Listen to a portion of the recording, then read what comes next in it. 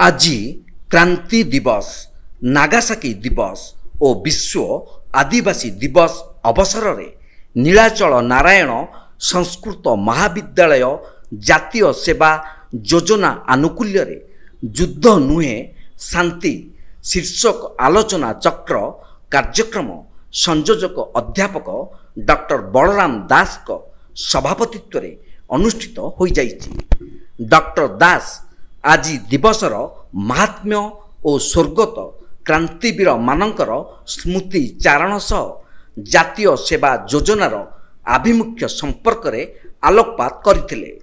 प्रारंभ रे वेदपाठ सह मुख्य अतिथि भावे जोगदेई अध्यक्षा डॉक्टर मीराराणी खंडुआल कार्यक्रम को उद्घाटन करी सेवा ही शांतिर मार्ग और युद्ध को परिहार करी विश्व शांति पई आमपरी सेवक मानकर भूमिका अत्यंत गुरुत्वपूर्ण बोली कहिथिले।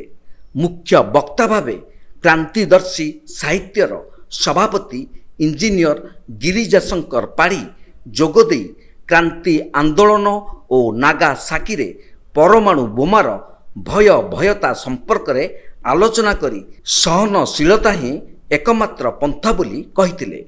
सम्मानित अतिथि भावे रघुनाथ संस्कृत महाविद्यालयर अध्यक्ष डॉक्टर कमलाकांत मिश्र, अध्यापक दयानिधि पंडा, डॉक्टर शशिकांत रथ जोगदेई जातीय सेवा योजनार उन्नति कामना सह शांति प्रीति मैत्री और सद्भावना ही युद्ध दूर करी शांति प्रतिष्ठा करिपारिबो। एथि सहित आदिवासी माने ही एथिरे प्रमुख सेवक भावे जातीय स्रोत रे सामिल होई शांतिर मार्ग दर्शक होई परिबे बोली मत व्यक्त करथिले।